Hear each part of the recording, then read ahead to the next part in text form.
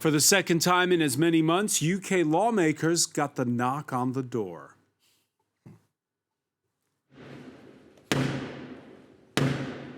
It's Blackrod. Open the door. The world's longest-running democracy availing itself once again to the pomp and circumstance of a Queen's speech. The last time it read like a campaign platform. Now that he's been elected in a landslide win, the Prime Minister writing for Elizabeth a manifesto for governing. We'll ask our panel which Boris Johnson it'll be over the next 5 years.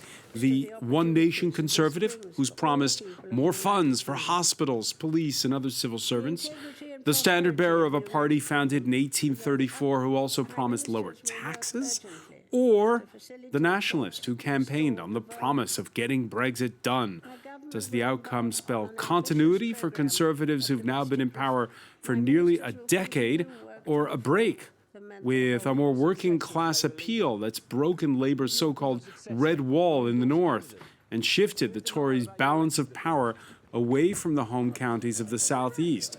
As Jeremy Corbyn prepares his exit, Labour will ponder how to win back those seats, while north of the English border, the Scottish First Minister has plans of her own. Nicola Sturgeon reiterating her call for a second independence referendum. Could Johnson's win eventually signal the breakup of the UK as we know it? Today in the France 24 debate, we're wondering which Boris Johnson it will be. Joining us, Sophie Le Swan. She teaches British civilization at the University of Pickering. Good evening. Thanks for joining us. Well, pleasure. Also with us is a Labour Party member, Alex Wendelken-Dixon. Good evening. You're here on an Erasmus program. Yeah, I am. So the EU, his current state of things, I think, unfortunately, I'm going to be the last year on the Erasmus program from the UK if Brexit goes ahead. All right. Boris Johnson said he's going to promised it for January 31st. So that's bad news then. Yves Bertoncini, the president of Mouvement Européen France, is also with us. How are you, sir? Fine, up until now. Up until now. Well, no debate is complete if you don't have a Glaswegian. So fortunately at France 24 we do. Caroline Clarkson, how are you? Good, thank you. All right, the France 24 debate on Facebook and Twitter, hashtag F24debate. 1 week after the election that netted the Tories an 80-seat majority, let's begin with last Friday. Boris Johnson's first speech from Downing Street after his re-election. I urge everyone to find closure and to let the healing begin. Because I believe, in fact I know, because I've heard it loud and clear from every corner of the country, that the overwhelming priority of the British people now is that we should focus above all on the NHS. That simple and beautiful idea that represents the best of our country. With the biggest ever cash boost, 50,000 more nurses, 40 new hospitals, as well as providing better schools, safer streets. And in the next few weeks and months, we will be bringing forward proposals to transform this country with better infrastructure, better education, better technology. So, Sophie Le Swan, that doesn't sound like a conservative, does it? Well, you know, he has 3 challenges ahead of him: getting Brexit done, uniting the country, and avoiding a breakup of the kingdom with the surge of the Scottish National Party, and also appealing to northern voters who voted for the Conservative Party for the first time. So do you believe him when he makes those promises there? I think he will invest in infrastructure. He is going to invest in roads, in rail, and he is going to borrow money to improve infrastructure, public services, and the National Health Service, and build 40 hospitals. So Margaret Thatcher must be rolling over in her grave. You're saying he's going to borrow money. Well, you know, I think the Conservative Party is in a very different context from the one David Cameron found when he became Prime Minister in 2010 and implemented austerity policies. Today, the economic indicators in the United Kingdom are very good. Unemployment is at its lowest in 30 years. Economic growth is lower than it was in 2016, and inflation is at 2%, and public debt is being reduced. All right.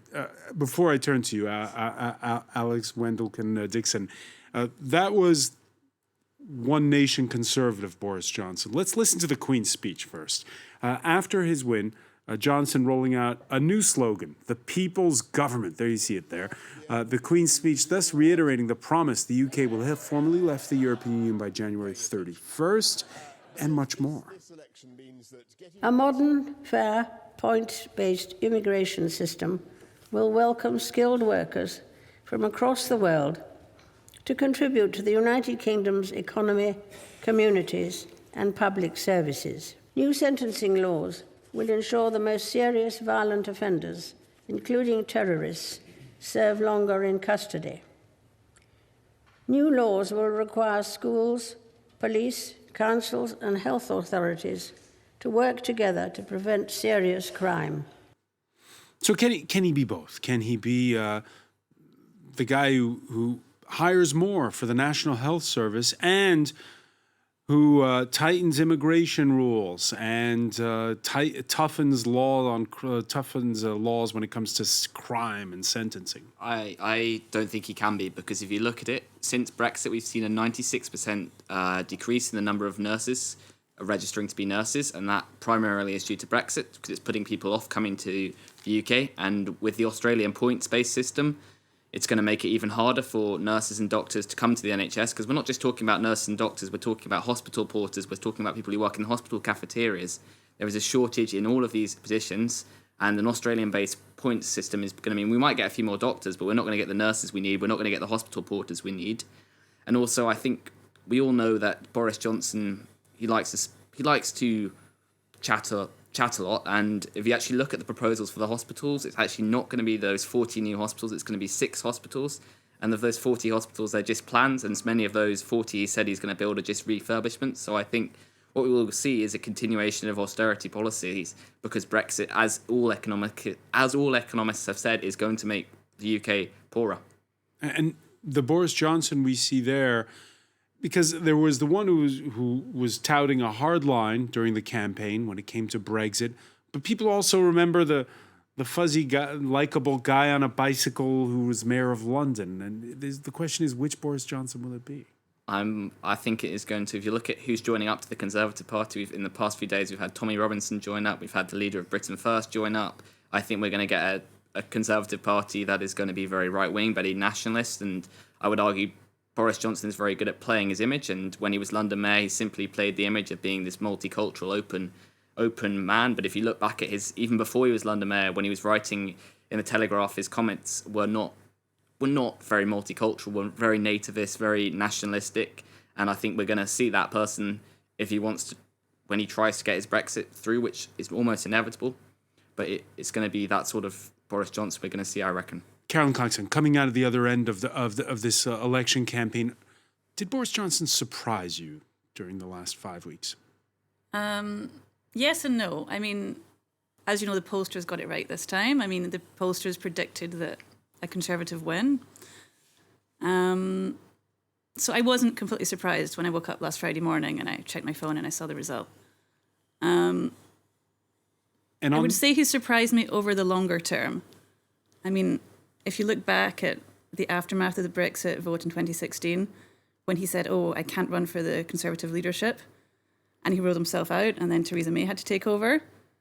I mean, in hindsight, that was a genius move on his part, because Theresa May, she had to deal with all the Brexit negotiations. She couldn't get her deal through Parliament, and then he swoops in, and says, right, I'm going to get Brexit done. And which Boris Johnson is it? The one nation conservative, or the one that's more, as was just described there by Alex, as a nativist? Again, it's hard to say, but I mean, in his victory speech that we saw earlier, he said, what did he say? We're going to unite and level up. We're going to unite this United Kingdom. I mean, he knows that he has to have support from, I think he will be a one-nation moderate conservative, and he will have a stronger, more interventionist regional policy, because he has a new electoral base, and he has to appeal to northern voters who voted for the Conservative Party for the first time. It's a fundamental shift, isn't it, Yves Bertoncini? The fact that he's won so many seats now in the north and even in Wales. Yeah, and he can rely on this. I mean, take this into account. I think what he did is, the follow-up of his career. And then he was a chameleon during his own career. He wanted to promote himself. He's the prime minister. He managed, and I mean, brilliantly to win this general election. Even if, actually, if you look at the percentage, it's not that impressive. Of the overall vote. Then he used the anger, the impatience of people wanted to have this Brexit done, and then he left Theresa May, doing the bad job, and then finally he built on this because he had the support of Nigel Farage. Brexit party did not campaign against the Conservatives, and on the other side, the pro-EU were totally disunited, not convincing. So actually, in terms of percentage, it's not that high. It's because the others are very, very low. In terms of seats, it's very impressive. But then, going back to your question, yes, of course, he needs to try to consolidate the seats he won, and even surprisingly in the northern. And will he govern as a moderate, or will he govern to the right? But I think, in addition, there's something I want to stress. We have all hit a very harsh financial crisis, and I think in the UK even more, since they have the City of London and etc. There were expenditure cuts in this country, nothing to do with the EU, by the way, since they are not member of the Economic and Monetary Union. So the Conservatives did this job, Mr. Osborne and some others. So, of course, after 10 years, 1 decade of austerity, if I may say, there's a need to have more public investment in general in the NHS, for example, but also in some regions, and of course in the Midlands, maybe in Scotland for other reasons. And yes, of course, he has margins of manoeuvres now that all this decade had been used by others doing the bad job, if I may say, to react to the financial crisis. You say you hail, Alex, from Durham? I was originally born there, yeah. In the north, outside of the London area, it's a classic case, right? There has been, it's bitten hard, the financial crisis of 2009. We've seen town centers hit hard by online shopping, and inside that Queen's Speech plan to revitalize town centers. Can he do it? I think he's going to really struggle because we've got to look at it, and you've got to look at where people are just looking at doing their Christmas shopping. People are shopping online. We've all moved online. And if you look at these town centres, a lot of the shops are all boarded up, so it's going to be very hard to encourage shops to go back. And also you've got to look at these places and look at the fact that Brexit's going to make these places poorer, because a lot of these places, because they've had deindustrialisation, get a lot of EU funding. And that EU funding's, especially Wales is the major place, that funding's no longer going to exist. So these places are going to become poorer, more deprived. There's going to be less opportunities, and it's clear it's going to be a real struggle unless Johnson basically finds the magic money tree, which the Tories have said never exists. But he somehow must have found the magic money tree somewhere. Yeah, because they're also cutting taxes. He will cut taxes, but he will spend £100 billion on infrastructure, on building roads, on rail, and that will improve, public services, and this will attract companies to the north. And I think, this is very good to bridge the north and south divide. Yves Bertoncini? I agree, but all this depending on what the Brexit outcome will be. Because they say, it's a people's vote. I mean, of course, there was a split in the UK between the Remainers and the Brexiters. So let's say the Brexiters have won, even if you look at the percentage, once again, the Brexiters did not get 50%. The Conservatives plus the Brexit Party, it's only 47%. That's the system, though. But that's the system. This is first past the post. But now, yes, perfect. But now, within the Brexiters, there's no single Brexit. Maybe in the Midlands, let's say it's maybe a more protectionist Brexit, if I can simplify this way. But we have seen Rees-Mogg on your screen. He might be a more pro-liberal Brexit. So then you can invest in the Midlands. But if at the same time you do, let's say, a trade deal with Donald Trump, or a trade deal with Singapore, I don't know what Asian countries, then you will have a liberal impact on some territories or in the UK at large. And then you will have adverse effect. You can invest.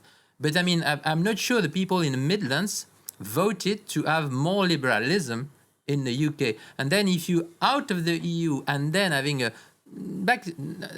last example, the NHS. You want to reshuffle the NHS, fine. But if you want to make a trade deal with Donald Trump, promoting insurance companies willing to get involved in the NHS, you're going to have a contradiction. So I think the situation as it is now is good for him politically, institutionally, is very strong. He has a program, he can invest, he can do things. But of course, the general trade and international context in which, in less than 1 year, the UK will evolve will be key.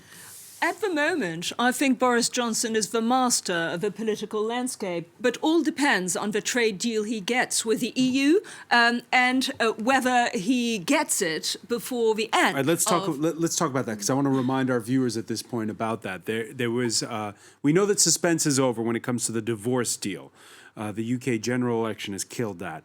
But now the Prime Minister has set up the possibility of what they're terming a second cliff edge.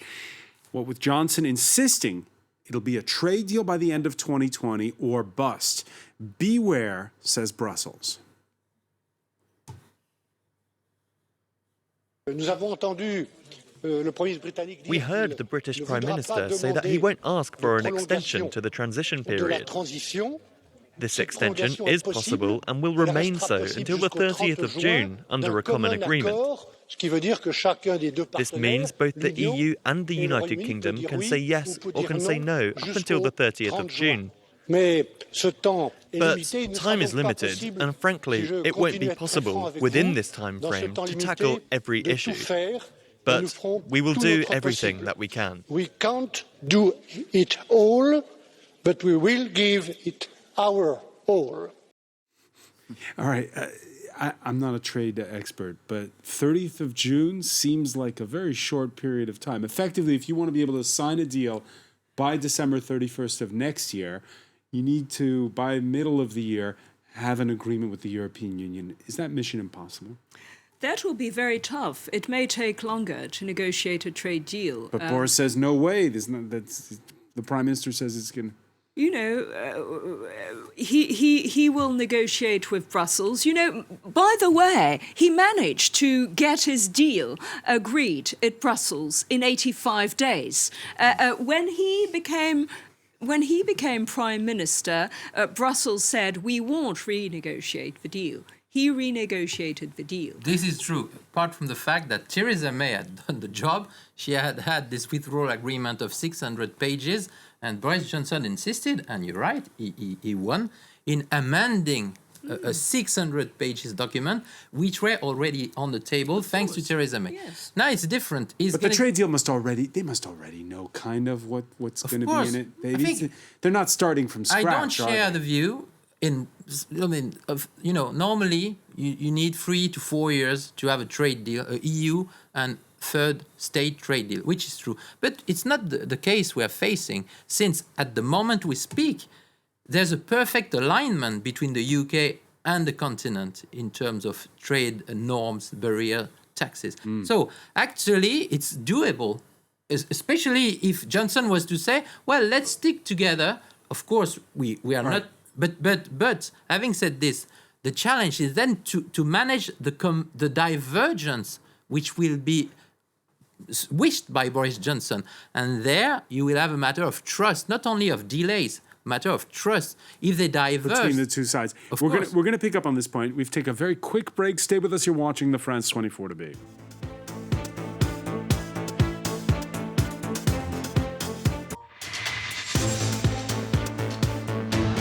Welcome back, or welcome if you're just joining us. It's the France 24 debate. Following the Queen's speech, the second in 2 months, we're looking at the mandate and the promises made by Boris Johnson in what was read out by Elizabeth II. Joining us, Sophie Lussoir, who teaches British civilization at the University of Picardy. Welcome back as well. To Labour Party member Alex Wendelkin-Dixon, who is here on an Erasmus program, so no points for guessing which side of the argument you're on when it comes to leaving the European Union. And Yves Bertoncini, the president of Mouvement Européen France advocacy group. How would you describe it? It's an NGO promoting pedagogy, debate on Europe, and also the idea that we're stronger together. That was David Cameron's motto during the referendum campaign.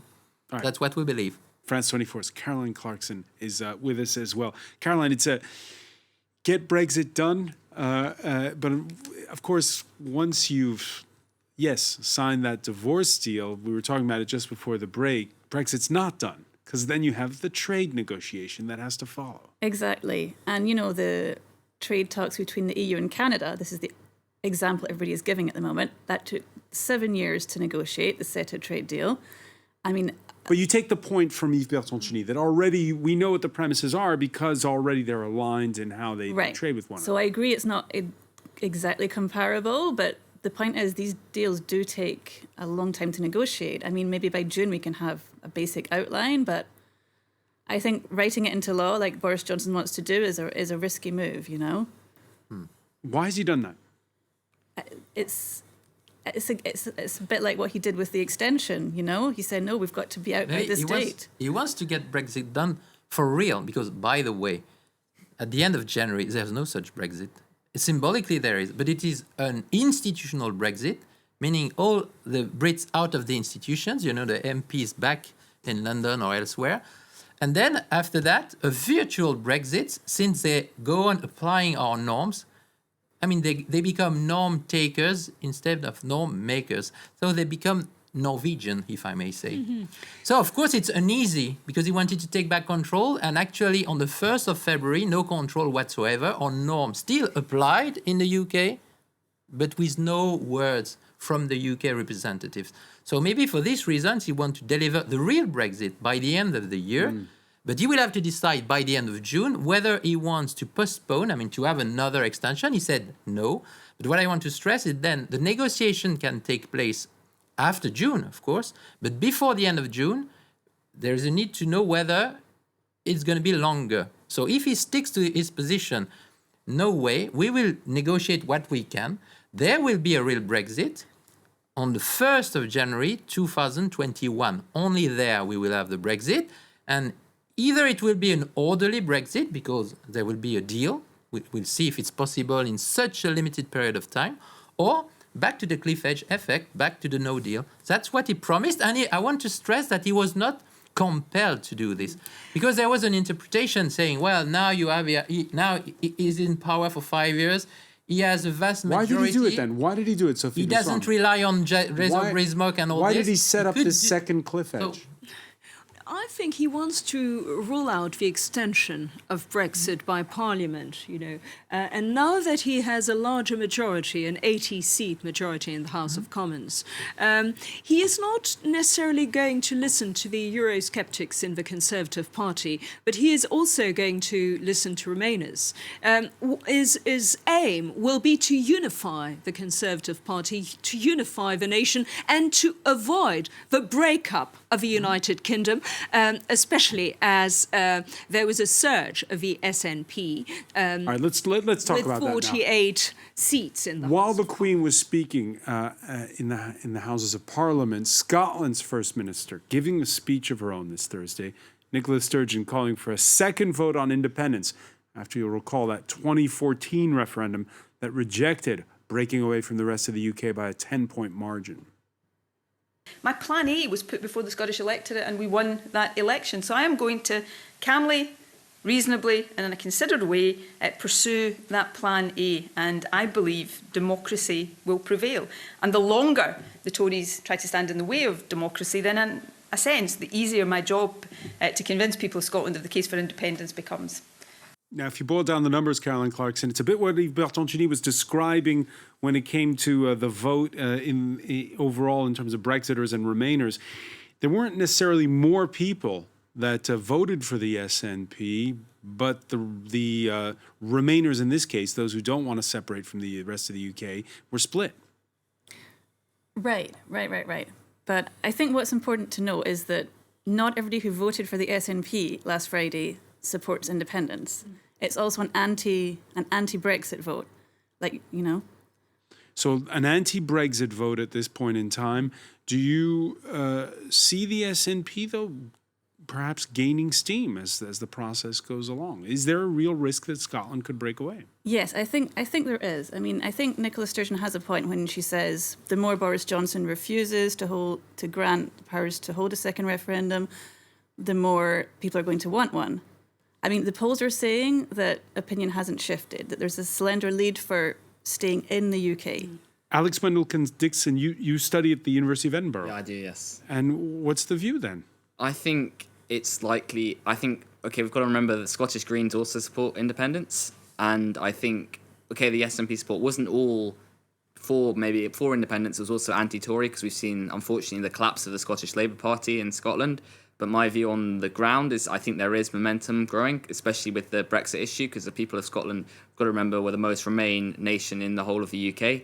And when the effects start to have an effect on Scotland, which they will do in the coming years, then the people will be more likely to want another independence referendum, and potentially I think independence will likely happen. Well, there were polls saying that 50% of Scots were in favour of independence. But I think Scotland receives so many subsidies from the United Kingdom that in the end, the Scots will not necessarily vote for independence when, referendum comes. And it would be a huge political risk for Nicola Sturgeon to organise a second referendum on Scottish independence, as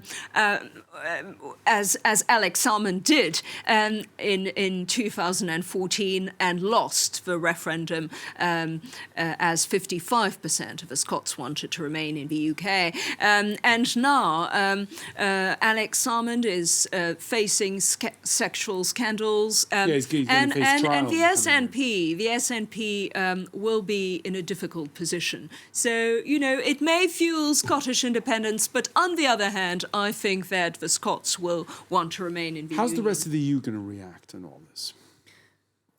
Well, the EU is watching, wait and see. Michel Barnier is very patient, there's a kind of poker play, so poker face, we're waiting.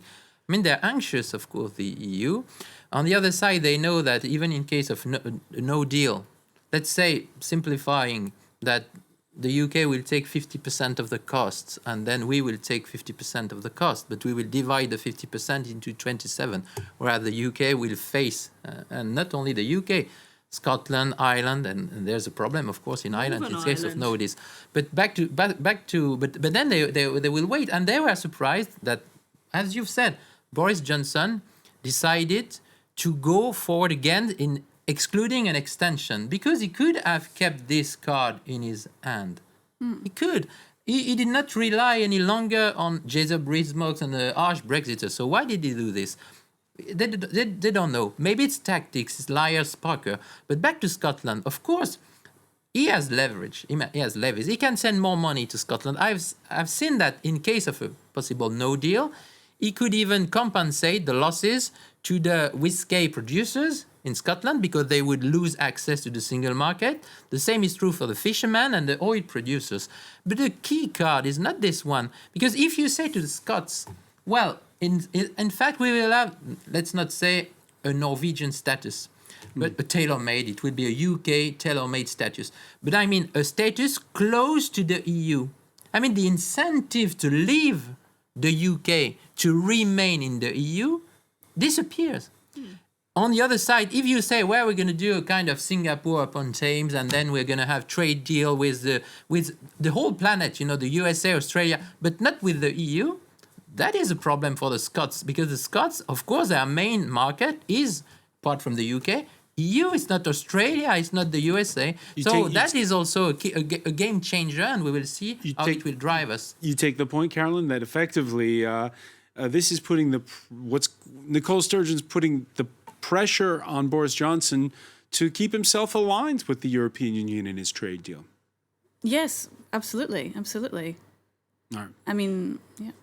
Alrighty. But I think Boris Johnson is actually a European himself. He was born in New York, he was brought up in Brussels, and he wants to have a new relationship with the European Union. So he's keen to have a real relationship with the European Union. I actually think Northern Ireland is the more important issue here, because if you look at trade, Northern Ireland's trade is more than Scotland's trade with the EU, and if there's a Singapore trade deal we've got on the island of Ireland, unless there's the backstop, then we're going to have serious implications, much more than the Scottish, because a lot of whiskey still goes to America, a lot of whiskey goes to Singapore, Japan, And so they will find on the markets for that, but it's the fact that the trade between Ireland and Northern Ireland is much more than the Scottish and EU trade. And by the way, the Scots, they could ask for a similar status, because there is, precisely because of the problem between the two islands, in the political declaration, there are provisions tailor-made for Ireland, to avoid hard borders. Yes. So Nicola Sturgeon had said, well, what about us, by the way? If you treat Northern Ireland like this way, what about us? And this is also in maybe Boris Johnson hands. I mean, these cards to play, so to soften a possible no-deal Brexit, but even he has the majority a hard Brexit, and then to influence, to shape Scottish public opinion, and then to let's say to have more impulsion linked to Brexit toward independence in Scotland. We said it at the outset, we can't stress it enough. It's just the complete reshaping of the political landscape from last Thursday's election. Is it a one-off, or is this a pendulum swing that will last decades? A resounding majority with Labour seats falling in the industrial heartlands of the North and Wales, and in some cases seats that had been held by the left since the 1930s. We can show you Britain's electoral map of this was the day after the 2017 general election, where Labour holds its own in the populated areas in that belt you see between Manchester and Liverpool and places like around Newcastle in the north, and of course in Wales. Fast forward to 2019, and it's a very, very different story with that red wall, as it's called, broken. Now, tearing into Jeremy Corbyn and the party's manifesto for this election is the former Labour Prime Minister, Tony Blair. This is not about Jeremy Corbyn as a person. I've no doubt he's someone of deeply held and sincere beliefs who stayed true to them under harsh attack. But politically, people saw him as fundamentally opposing what Britain and Western countries stand for. He personified politically an idea, a brand of quasi-revolutionary socialism, mixing far-left economic policy with deep hostility to Western foreign policy, which never has appealed to traditional Labour voters, never will appeal to them, and represented for them a combination of misguided ideology and terminal ineptitude that they found insulting. So Alex Vendleton-Dixon, you hear Tony Blair there saying Corbyn's policies have never appealed to traditional Labour voters and never will. I think his policies in this election, there were too many policies. If you look at the Tories' election campaign, they had one election campaign, which was we're going to get Brexit But that's not the charge Blair is leveling. He's saying that it's out of touch with what traditional Labour Party voters in areas like the one where you're from. I think it was not out of touch. I think Corbyn was a lot of the reason. Corbyn and Brexit, for me, were the reasons. If we had someone else leading that party, that would have been fine. People found Corbyn unpatriotic. On the doorstep, he's been deeply unpopular. People would vote in the previous election. People voted for Labour because they said, we went around places saying Labour aren't going to win, so just give us your vote. And people, because you always vote for us. Whereas this election, people were worried he was going to win, and people were like, I can't vote. So for that why man. didn't they like him in Durham? They don't like him because he's unpatriotic. He has, in the past, had friendships with terrorists, and that does not go down well with what I would argue are socially conservative Labour voters, and that does not go down well with them. Someone who has dealt with Hamas, who's dealt with terrorists, and that didn't go down well on the doorstep. Well, also, I think that Jeremy Corbyn was always very ambivalent on Brexit. You know, he voted for Brexit in the 1975 referendum, the referendum Harold Wilson organised on the membership of the European Union. And then he did not campaign for Remain in the referendum on the 23rd of June 2016, and he was defeated by a motion of no confidence in the House of Commons by 172 Labour MPs. So the parliamentary Labour Party did not support Jeremy Corbyn, and his policy was radical Labour nationalisation of the railroads. Let's talk about policy here, because there's going to be a leadership contest. should Labour stick to the left or should it tack back to the centre, to Tony Blair's kind of? My own personal opinion is it's got to go back to the centre, because Tony Blair had an election-winning force that was unbeatable. A lot of people said the Tories would never get back into power after Tony Blair. They only did because Gordon Brown was nowhere near as strong a leader. And so I think we need to move back to the centre. Not too far to the centre, not right back to Blair, but a mix between Corbyn and Blair. And we also need to choose someone who doesn't have to be a Leaver, but someone definitely from outside of London, because I think the party has now become too London-centric, too centric to the cities and university towns. And unless it moves away from that, it will never win an election again. A tall order. Yves Bertoncini, you see there's two schools of thoughts when it comes to politics in the 21st century.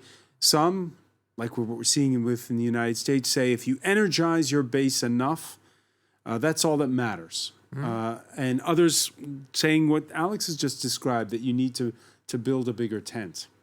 Yeah, but for the first school of thought, I mean, on Brexit, Jeremy Corbyn was neither in favor nor against.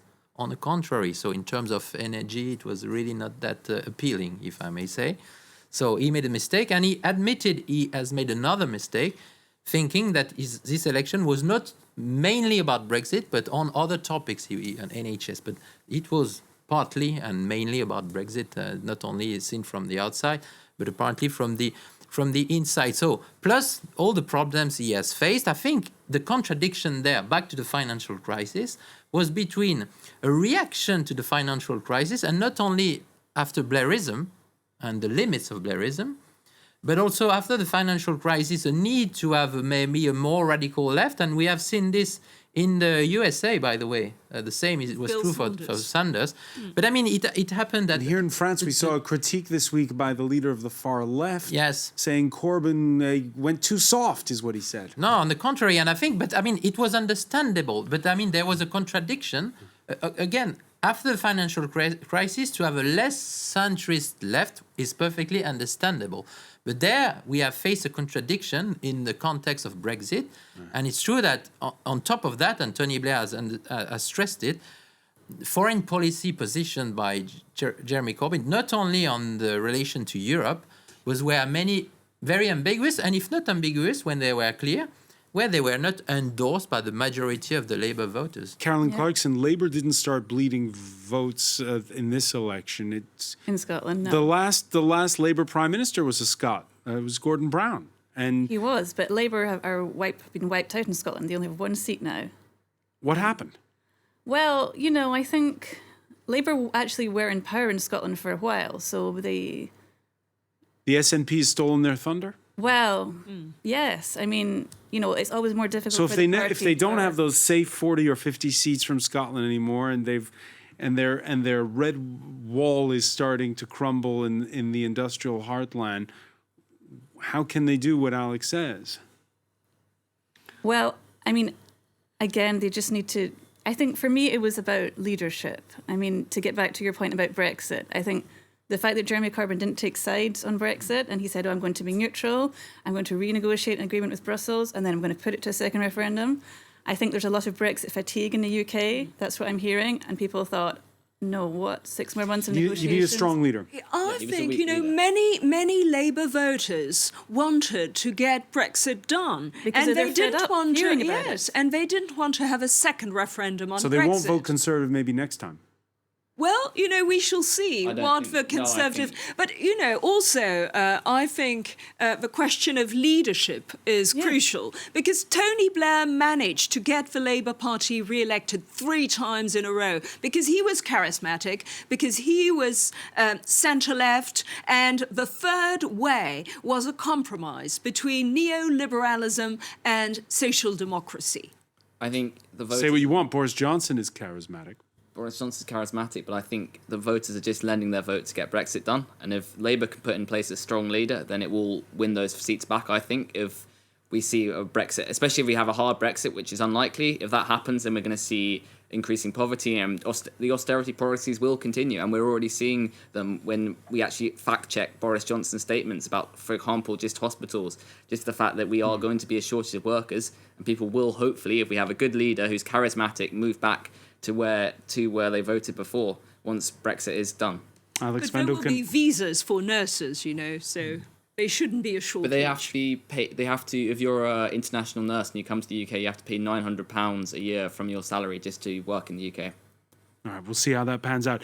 Alex Vendelken-Dixon, I want to thank you. I want to thank as well Caroline Clarkson, Yves Berton-Cheny, Sophie Le Swan. Stay with us. Media Watch is next.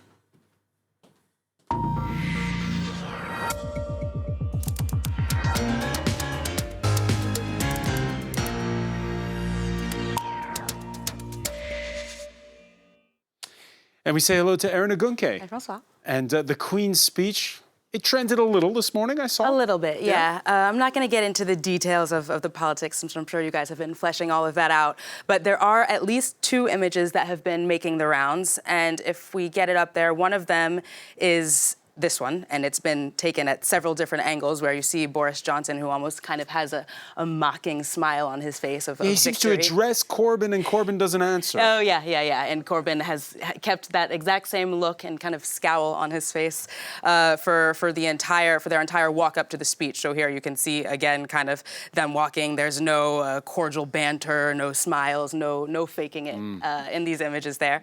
And the other image that's been making the rounds is this one here. So you can see the Queen 2 years ago in 2017, before giving a speech, wearing a hat that many said was a nod to being pro-EU. Her aide, denied that. Unclear, but in any case, then you have the image of her there in a much more neutral hat, of course, about to lay out the government's priorities, the number one being Brexit.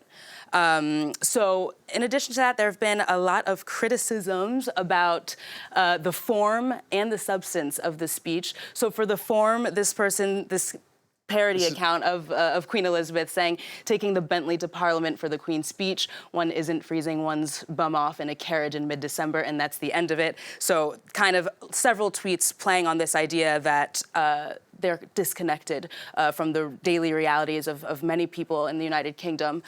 This person saying, I caught a bit of the Queen's speech and I found the lavish pomp and ceremony, the crown on a cushion, and those silly wigs utterly repugnant. Just yards from that building, a rough sleeper froze to death. This tradition is inappropriate all the time. Meanwhile, we can't house the homeless. So again, criticizing the form there. Another person here saying, there we have it. A woman sat on a gold throne with a gold gemmed hat and has been instructed by an old Etonian millionaire to tell transport workers that their right to withdraw their labor must be restricted. And then in terms of substance, there's one criticism that came back that was pretty prevalent on social media, at least. This person, a journalist at The Guardian, I believe, saying the Queen's speech, what it said, after Brexit, we need to look at broader aspects of the Constitution, the relationship between government, parliament, and courts. And he's saying what it means is, in reality, we're going to get even with the Supreme Court and judges who ruled prorogation of Parliament illegal. So the substance that people are criticizing with these types of tweets is basically the announced creation of a Constitution, Democracy, and Rights Commission, which would, and I quote, undertake a review of every aspect of the post-Brexit constitutional settlement. And critics say that this would undermine the rule of law and rights protections. Now, the details of this plan are not yet clear. So I guess we'll have to wait and see. But a lot of people saying, this proposition will threaten judicial independence, which, as she's saying, is critical to our democracy. The Prime Minister has already followed the Supreme Court, so I find his proposed commission very worrying. Yeah, there's been a bit of anxiety as well over whether or not he'll try to get even with the BBC, that they're doing talk about that. Yeah. Not a lot of talk on social media about that. All right. But elsewhere, though, there's the Queen's speech, but there's also a row around J.K. Rowling, the author of Harry Potter. This is a really interesting story. So before I get to her tweet, I'm just going to give a little bit of background information. So this woman, Maya Forstater, was fired from her job at a think tank, I believe, because she tweeted that transgender women cannot change their biological sex. Now, this tweet from a year ago was in response to government proposals to reform the British Gender Recognition Act to allow people to self-identify as the opposite sex.